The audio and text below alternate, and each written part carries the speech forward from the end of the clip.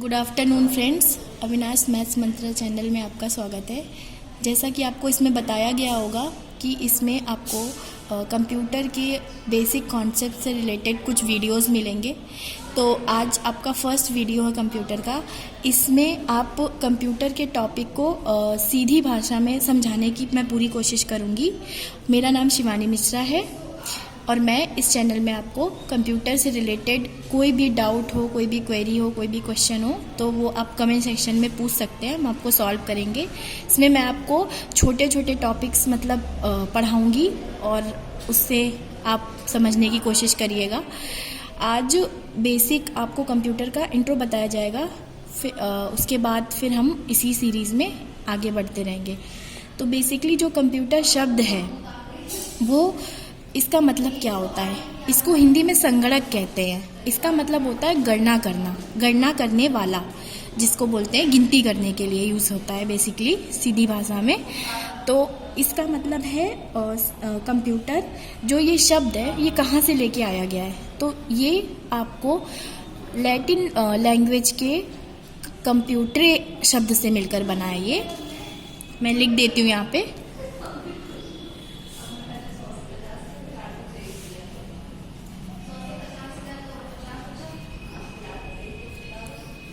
इसमें इसके दो भाग हैं, इसको तोड़ के हम इसका मतलब समझेंगे। यहाँ पर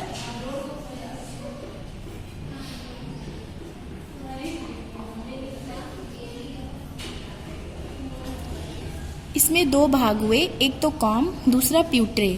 कॉम का मतलब होता है एक ग्रुप,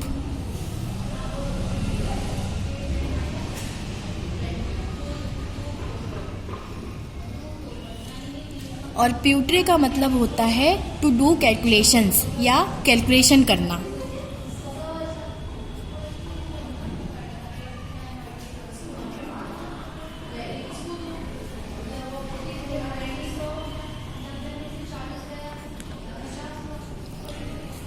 मतलब एक ऐसी यूनिट या ऐसी इकाइयों का समूह जो कैलकुलेशन करता हो, उसे हम बोलते हैं कंप्यूटरे। This is from Latin language.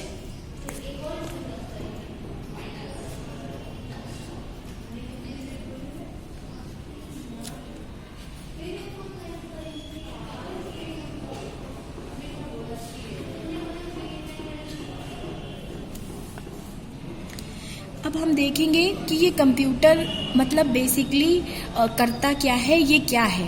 तो सबसे पहले ये एक इलेक्ट्रॉनिक डिवाइस है। इलेक्ट्रॉनिक डिवाइसेस क्या होता है? इलेक्ट्रॉनिक डिवाइस वो डिवाइस होती है जो आपकी डीसी पे काम करती है, मतलब डायरेक्ट करंट पे, जैसा कि आप लोग जानते होंगे। तो ये इलेक्ट्रॉनिक डिवाइस है। पहला ये इसके बारे में।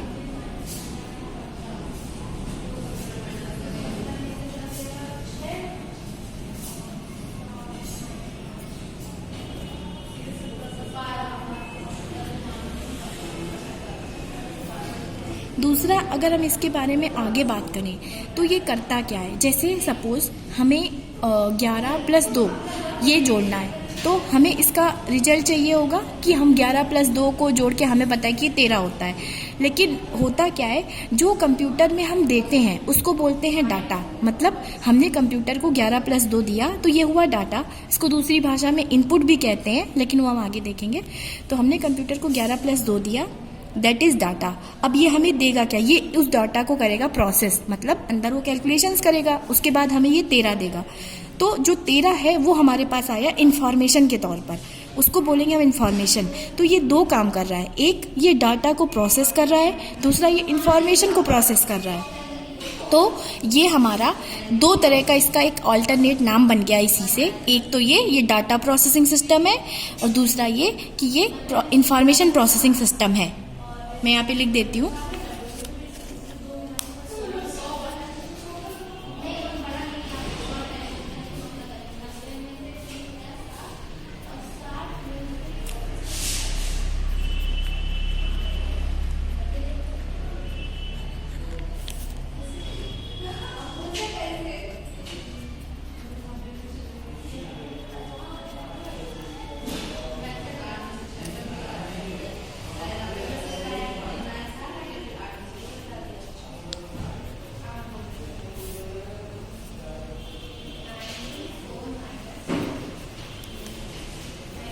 दूसरा तीसरा इसके बारे में हमको ये जानना पड़ेगा कि ये एक तरह का प्रोग्रामेबल सिस्टम है। मतलब प्रोग्रामेबल सिस्टम मतलब आजकल आप लोग देखते होंगे जितनी भी आप अलग अलग तरह की वेबसाइट्स यूज़ करते हैं, कंप्यूटर के जितने भी फंक्शंस यूज़ करते हैं, उन सब के पीछे एक सॉफ्टवेयर होता है, एक प्रोग्राम होता है।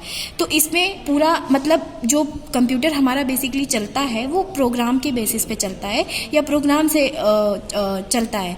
तो इसको हम प्रोग्रामेबल सिस्टम भी बोल सकते हैं। ये तीनों कंप्यूटर के अल्टरनेट नेम्स हैं, data processing system, information processing system और प्रोग्रामेबल सिस्टम। ये आपको किसी भी एग्जाम में जहाँ पे कंप्यूटर का बेसिक नॉलेज पूछा गया हो उसके लिए आपके लिए यूजफुल है, तो आपको ये नाम याद रखने होंगे। मैं यहाँ पे लिख देती हूँ।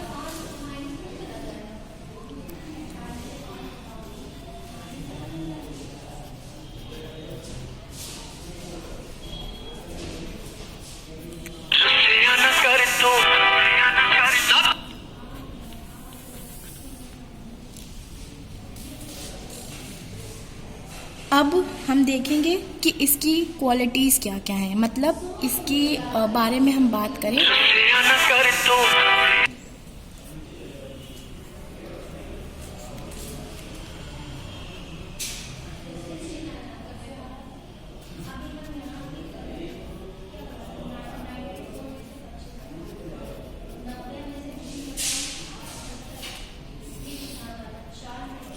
कंप्यूटर के कैरेक्टरिस्टिक्स, कुछ इंपॉर्टेंट प्रॉपर्टीज़ जो हमें कंप्यूटर के बारे में पता होनी चाहिए।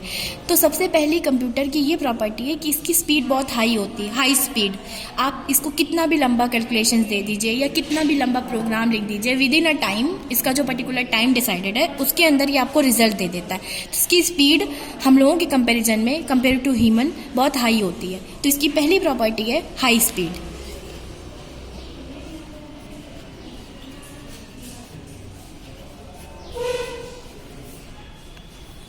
दूसरी बात हम इसमें बात करें तो इसकी एक्यूरेसी, मतलब इसमें एक्यूरेसी होती है, कोई भी काम विदाउट एक्यूरेसी नहीं होता इसमें। तो इसकी दूसरी प्रॉपर्टी हो गई एक्यूरेसी।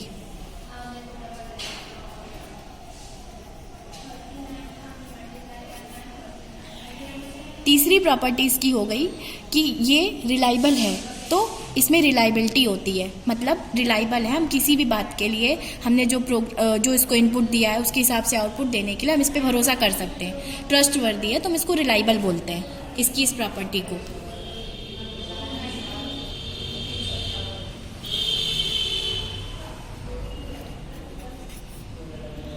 चौथा, आजकल आप लोगों ने देखा होगा कि हम इसको इजीली कहीं भी मतलब आसानी से लेके आ जा सकते हैं, तो ये पोर्टेबल है। तो इसकी एक ये प्रॉपर्टी हो गई कि ये पोर्टेबल है।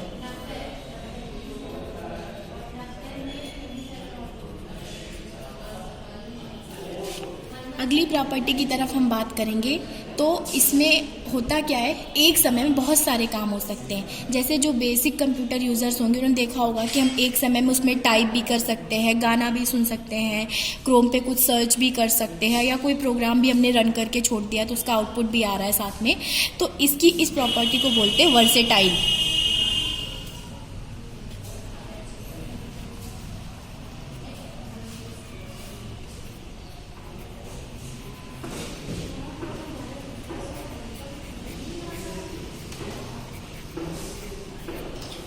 नॉर्मल भाषा में याद रखने के लिए हम इसकी वर्सेटाइल प्रॉपर्टी को मल्टीटास्किंग भी बोल सकते हैं। एक समय में कई सारे काम करना, मल्टीटास्क, एक साथ कई सारे काम करना, इसको हम बोलते हैं मल्टीटास्किंग। अगली प्रॉपर्टी की तरफ हम इसकी बात करें तो ये डिलीजेंस है। डिलीजेंस माने होता है साधारण भाषा में समझने के लिए आप ऐसे समझ लीजिए, जो थकता ना हो।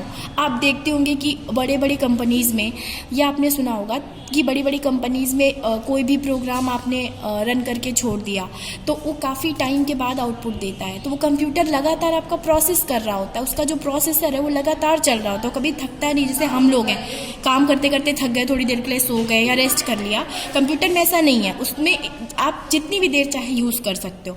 हाँ, हीटिंग प्रॉब्लम हो सकती है या कुछ भी, लेकिन वो ऐसा नहीं है कि हम थक गए तो हम आपको आउटपुट नहीं देंगे, ऐसा नहीं करेगा वो। तो इसकी इस प्रॉपर्टी को बोलते हैं डिलीजेंस।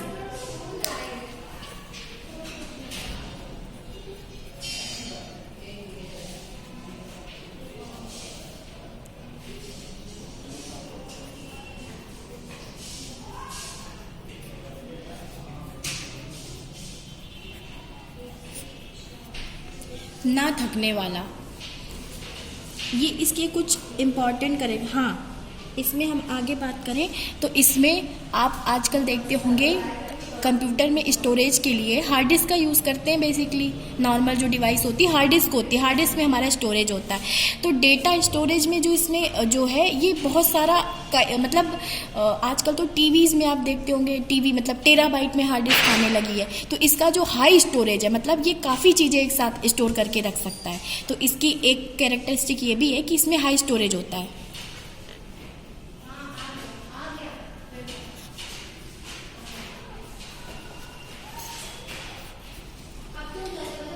ये इसके कुछ इंपॉर्टेंट कैरेक्टरिस्टिक्स हो गए कि कंप्यूटर में क्या क्या प्रॉपर्टीज़ होती हैं। अब हम इसमें बात करते हैं इसकी लिमिटेशंस क्या क्या हैं।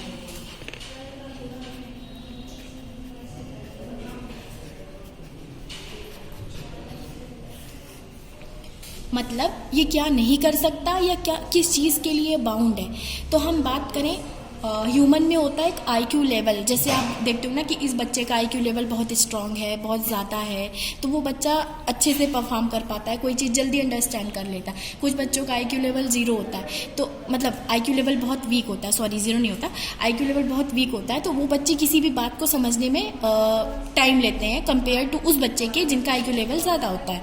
तो हमारा जो कंप्यूटर है उसके आईक्यू लेवल की बात करें तो इसका आईक्यू लेवल 0 होता है। ये खुद से कुछ नहीं करेगा या खुद से कुछ नहीं समझेगा, आपको इसे बताना पड़ेगा। जैसे सपोज करिए आपको कोई प्रेजेंटेशन तैयार करनी है, तो ऐसा नहीं आप उसको बोल दें कि कंप्यूटर तुम खुद से प्रेजेंटेशन बना दो, ऐसा नहीं करेगा। आपको उसे कमांड देना होगा, आपको बैठ के एक एक चीज़ टाइप करनी पड़ेगी, सब तब वो आपके अकॉर्डिंग काम, मतलब ये आप जैसा उसको इंस्ट्रक्शन देंगे, जैसा उसको कमांड देंगे वैसा वो काम करेगा। अपने मन से नहीं कर देगा कि पता चला मेरे मन में चल रहा है कि मुझे 15x4 करना है तो कंप्यूटर खुद से कर दे, मन में सोच लिया, नहीं ऐसा नहीं करेगा। आपको उसे बताना पड़ेगा कि आपको 15x4 चाहिए, तब वो देगा आपको। तो ये होता है आईक्यू लेवल, मतलब खुद से ये कुछ नहीं करेगा। और दूसरी बात इसकी एक लिमिटेशन ये भी है, जैसे हम बोले कि ये एरर फ्री है क्या, तो नहीं, ये एरर फ्री नहीं है, इसमें भी एरर्स होती हैं।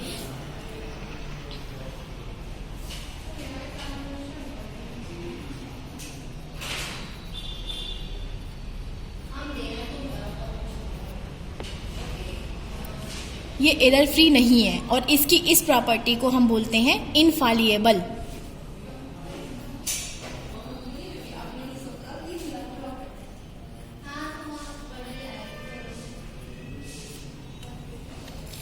तो ये कंप्यूटर की कुछ इम्पॉर्टेंट लिमिटेशंस हो गई। आज के लिए इतना ही रखते हैं। अगले वीडियो में आपको कंप्यूटर की जनरेशन्स के बारे में बताया जाएगा। तो ये वीडियो आपको कैसा लगा ये आप कमेंट करके बता सकते हैं, और अगर आपकी कोई भी क्वेरी या डाउट हो तो आप कमेंट सेक्शन में पूछ सकते हैं। Thank you so much.